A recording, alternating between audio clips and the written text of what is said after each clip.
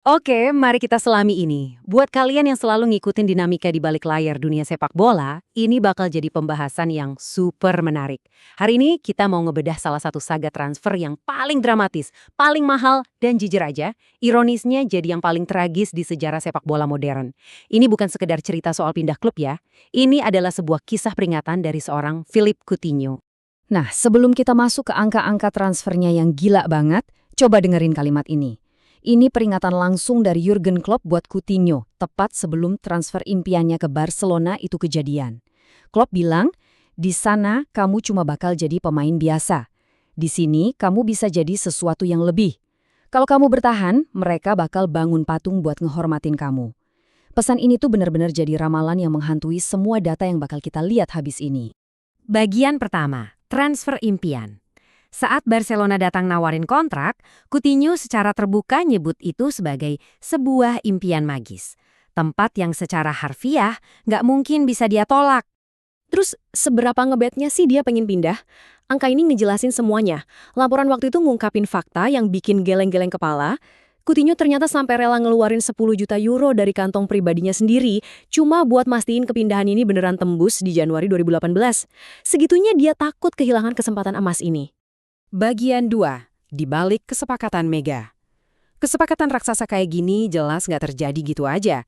Ada campur tangan penasihat transfernya di belakang layar yang ngeraci kesepakatan luar biasa ini.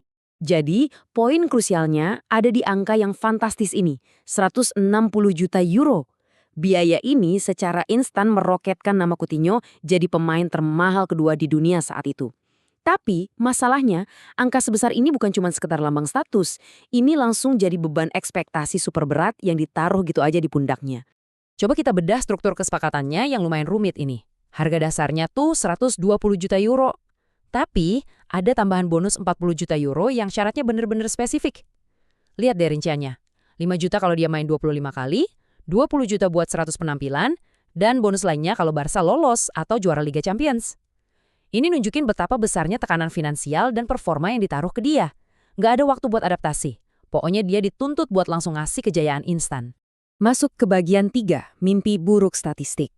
Awalnya di sana emang kerasa menjanjikan sih, tapi masa bulan madu itu cepet banget selesainya dan langsung berubah jadi mimpi buruk yang nyata di musim penuh pertamanya. Nah, yang benar-benar menarik dari data ini adalah kontras yang tajam banget. Di 6 bulan pertamanya, dia nyetak 10 gol dan 6 assist dari 22 laga. Awal yang solid kan? Tapi, bandingin sama musim penuh pertamanya. Dia main 52 pertandingan, yang mana menit mainnya tuh naik 2 kali lipat lebih, tapi outputnya mandek di angka 11 gol dan 5 assist aja. Jurnalis di sana langsung nyorotin ini sebagai kemerosotan yang drastis. Sentuhan magisnya seolah hilang gitu aja. Bagian 4, ramalan Klopp menjadi kenyataan. Narasi ini benar-benar nyentuh puncak ironinya pas Coutinho harus balik ke Anfield buat semifinal Liga Champions ngelawan mantan klubnya. Lihat angka ini. 0/10. Nggak masuk akal kan? Tapi itulah rating memalukan yang dikasih sama Pers Katalan buat dia setelah pertandingan itu. Mereka bahkan nyebut dia invisible alias nggak kelihatan sama sekali di lapangan. Malam itu Barcelona dibantai habis-habisan oleh tim yang dia telantarin setahun sebelumnya. Ramalan Klopp benar-benar menggema dengan sangat keras malam itu. Bagian 5.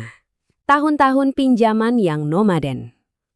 Setelah malam kelabu di Anfield, kejatuhan karirnya terjadi cepat banget dan dia mulai kesulitan nyari rumah permanen buat karir sepak bolanya. Sempat ada momen bagus pas dia dipinjemin ke Bayern Munich, di mana dia ikut menangin treble. Tapi coba dengerin apa kata pelatih Bayern saat itu, Hansi Flick. Dia bilang, terkadang dia ngasih kesan kalau dia tuh ragu-ragu. Dia ngasih terlalu banyak tekanan ke dirinya sendiri. Dari sini kelihatan banget kalau rasa percaya dirinya udah lumayan hancur. Dia nggak lagi main lepas, tapi malah sering overthinking pas lagi main. Mari kita geser ke lini masa ini buat lihat gimana rentetan peristiwa ini terbangun. Dari raksasa Eropa kayak Bayern di 2019, karirnya terus merosot sampai ke Aston Villa di mana dia ditebus di angka 20 jutaan euro aja. Terus pindah lagi ke Qatar, dan akhirnya di 2024 ini dia balik ke klub masa kecilnya di Brazil. Penurunan yang benar-benar drastis. Ngeliat semua rentetan kejadian tadi, satu pertanyaan krusial muncul di kepala kita. Sebenarnya, siapa sih pihak yang menang dari mega transfer ini? Kita masuk ke bagian 6, langkah jenius pamungkas Liverpool. Awalnya, Liverpool emang mati-matian nahan dia biar nggak pergi. Tapi ujung-ujungnya, mereka malah pakai uang transfer raksasa itu buat ngebangun sebuah dinasti baru. Dan ini secara brilian ngasih lihat efek dominonya. Uang hasil jualan Coutinho itu secara langsung mendanai kedatangan Virgil van Dijk dan Alisson Becker. Hasilnya? Luar biasa banget. Mereka berturut-turut masuk final Liga Champions dan akhirnya pecah telur juara Premier League. Nggak heran kalau banyak pengamat nyebut keputusan jual Coutinho ini sebagai bisnis terbaik yang pernah dilakuin Liverpool. Kalau kita rangkum perjalanan tragis karirnya, semuanya terangkum di ironi ini. Waktu dia ninggalin Liverpool, dia ibarat punya dunia di bawah kakinya. Tapi sekarang, semua itu malah jadi beban berat di pundaknya. Potensi kelas dunianya justru terkubur sama ekspektasi yang dia kejar sendiri. Nah, buat menutup pembahasan kita kali ini, saya mau ninggalin kalian sama satu pemikiran ini.